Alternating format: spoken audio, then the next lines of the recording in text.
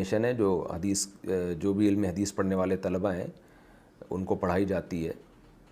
تدریب الراوی ہے، حدیث کی مشہور کتاب ہے، نخبۃ الفکر ہے، کہ تمام راوی ثقہ ہوں، کامل الضبط ہوں، اور کوئی بھی متہم بالکذب نہ ہو، عادل راوی ہوں، اور راوی اپنے سے زیادہ ثقہ کی مخالفت نہ کر رہا ہو، یعنی حدیث شاذ اور منکر بھی نہ ہو، اور کوئی اس میں ایسی مخفی علت بھی نہ ہو جس کی وجہ سے محدثین اس حدیث کو رد کر دیں.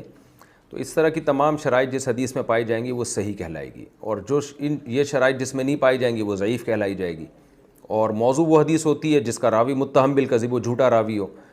تو ضعیف حدیث میں امکان ہوتا ہے کہ شاید نبی نے ایسا فرمایا ہو، لیکن موضوع حدیث کے بارے میں یہ ہے کہ یہ سراسر جھوٹ ہے.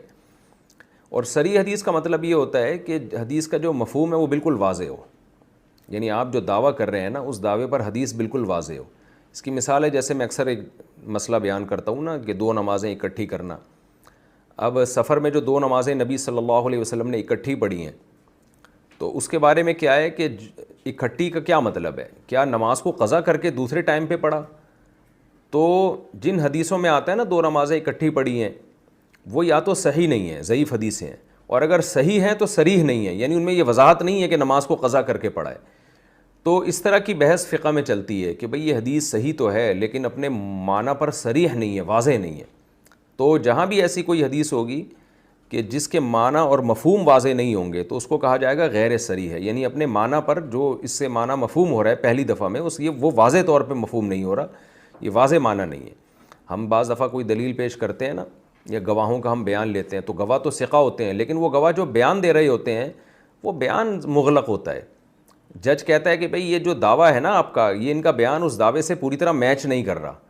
تو گواہی تو صحیح لوگوں کی ہوتی ہے لیکن وہ جو الفاظ ہوتے ہیں گواہوں کے وہ اس دعوے کے لیے مطابق پورے نہیں ہوتے، تو کہا جائے گا ان کا بیان جو ہے نا گواہوں کا صریح نہیں ہے، یوں کہا جائے گا صریح نہیں ہے.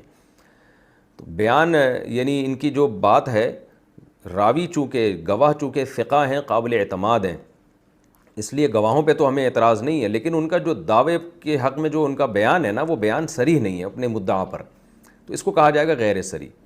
اور اگر وہ گواہی قابل اعتماد نہ ہو تو ان کی بات ہی ضعیف ہوگی، بات ہی کمزور ہوگی، چاہے وہ صریح ہو یا نہ ہو، اس سے کوئی فرق نہیں پڑتا. تو حدیث میں بھی ایسا ہی ہے کہ راوی ثقہ ہوں اور سند متصل ہو اور شاذ اور منکر بھی حدیث نہ ہو تو وہ حدیث صحیح ہے.